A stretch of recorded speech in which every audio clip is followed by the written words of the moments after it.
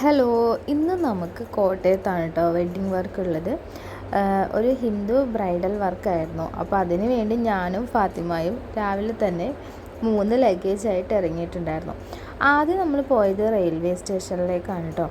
വൈകുന്നേരം 4:15 ആയപ്പോഴാണ് നമ്മൾ ഈ ഒരു റെയിൽവേ സ്റ്റേഷനിൽ എത്തിയത്.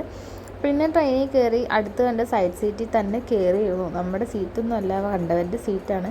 പക്ഷെ എന്നാലും ആരും എഴുന്നേൽപ്പിച്ച് വിട്ടില്ല. പിന്നെ ഞാനിരുന്ന സ്ഥലത്ത് ജനലിൽ കമ്പിയൊന്നും ഇല്ലാത്തത് കാരണം നല്ലൊരു വ്യൂ ആയിരുന്നു, നല്ല രസമായിരുന്നു അവിടെ ഇരിക്കാനൊക്കെ ആയിട്ട്. പിന്നെ നമുക്ക് ഇവിടുന്ന് കോട്ടയത്തേക്ക് ഏകദേശം ഒരു 1.5 മണിക്കൂർ ട്രാവലുണ്ട്. പിന്നെ ട്രെയിന് അരമണിക്കൂർ ലേറ്റുമായിരുന്നു.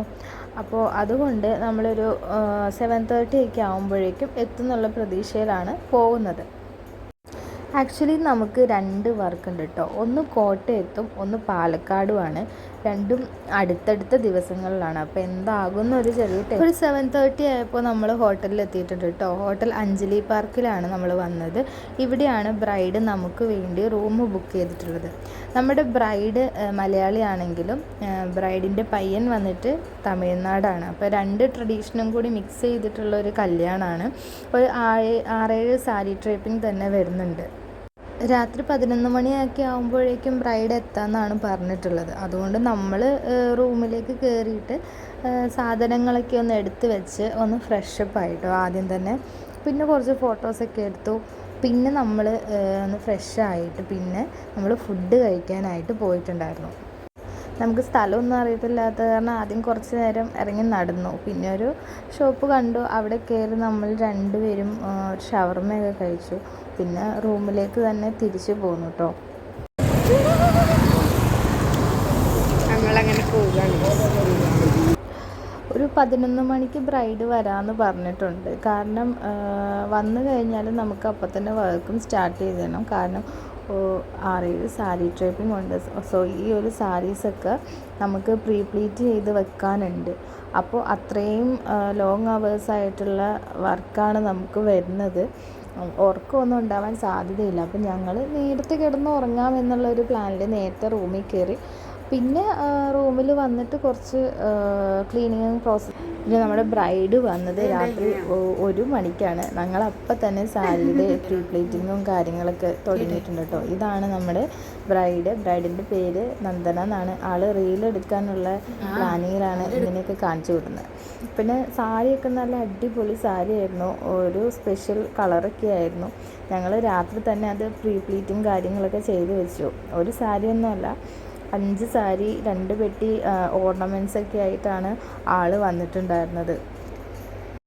അതുമാത്രമല്ല, ഒരുപാട് ചടങ്ങുകൾ നന്ദനയ്ക്കുണ്ട്. അതുകൊണ്ട് തന്നെ വെളുപ്പിന് 5:30 നന്ദനയ്ക്ക് റെഡിയായിട്ട് ഇറങ്ങണം.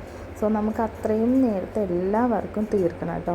അപ്പോൾ അതുകൊണ്ട് നമ്മൾ മേക്കപ്പും കാര്യങ്ങളൊക്കെ സ്റ്റാർട്ട് ചെയ്തു. ഒരു സിമ്പിളായിട്ടുള്ള ഒരു HD മേക്കപ്പാണ് നമ്മൾ ആദ്യം കൊടുത്തിട്ടുണ്ടായിരുന്നത്.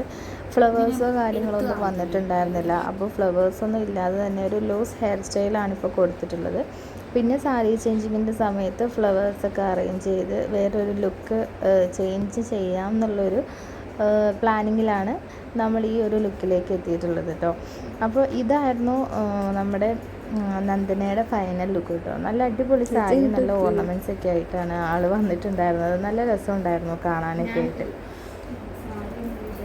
ഏകദേശം ഒരു 5:30 ആയപ്പോഴേക്കും ബ്രൈഡിനെ പിക്ക് ചെയ്യാനായിട്ട് ബ്രൈഡിൻ്റെ വീട്ടുകാരൊക്കെ വന്നിട്ടുണ്ടായിരുന്നു. പിന്നെ ഇവിടെ നിന്ന് ഓഡിറ്റോറിയത്തിലേക്ക് പോകണം. ഓഡിറ്റോറിയത്തിലാണ് ഫംഗ്ഷൻ. അങ്ങനെ ബ്രൈഡിനെ പറഞ്ഞു വിട്ടിട്ട് ഞങ്ങൾ ചായ കുടിക്കാനായിട്ട് പുറത്തേക്ക് ഇറങ്ങി. ഈ ഒരു ടൈം ആയപ്പോഴത്തേനും വെളുപ്പിന് 6 മണിയാണ്. ഞങ്ങളിങ്ങനെ കുറച്ച് നേരം ചായ കുടിക്കാനുള്ള സ്ഥലമൊക്കെ അന്വേഷിച്ച് ഞാനും ഫാത്തിമയും അനീറ്റയും കൂടി ഇങ്ങനെ നടക്കാണ് കേട്ടോ. പിന്നെ ഞങ്ങൾ വീണ്ടും റൂമിലേക്ക് തന്നെ പോയി. ആളുടെ മാരേജിൻ്റെ ചടങ്ങും കാര്യങ്ങളൊക്കെ കഴിഞ്ഞ് കഴിഞ്ഞപ്പോൾ ഇതായിരുന്നു കേട്ടോ ആളുടെ ആ ഒരു മേക്കപ്പിൻ്റെ ഒക്കെ അവസ്ഥ. കാരണം അത്രയ്ക്ക് ചടങ്ങുകളുണ്ടായിരുന്നു. നമ്മൾ വെളുപ്പിന് 5:30 സ്റ്റാർട്ട് ചെയ്തിട്ട് ഉച്ചവരെ നമ്മളവിടെ നിന്നിട്ടുണ്ടായിരുന്നു. അതിൻ്റെ ഇടയ്ക്ക് തന്നെ ഒരു 5ഓളം സാരി നന്ദന ചേഞ്ച് ചെയ്തിട്ടുണ്ടായിരുന്നു. ഇവർ തമിഴ് ഫാമിലിയാണ്, അതുകൊണ്ടാണ് ഇത്രയും ഫങ്ഷൻ വന്നത്. പിന്നെ നമുക്ക് അവിടെ നിൽക്കാൻ സമയം ഉണ്ടായിരുന്നില്ല. നമുക്ക് അടുത്ത വർക്കിന് പോകേണ്ടതായിട്ടുണ്ടായിരുന്നു കേട്ടോ. അതുകൊണ്ട് ഉച്ചവരെ നമ്മൾ അവിടെ നിന്ന് ഫുഡൊക്കെ കഴിച്ചതിന് ശേഷം നമ്മൾ വീണ്ടും റൂമിലേക്ക് വന്നു. കുളിച്ച് ഫ്രഷായി ഞങ്ങൾ വീണ്ടും റെയിൽവേ സ്റ്റേഷനിലേക്ക് തന്നെയാണ് പോയത്.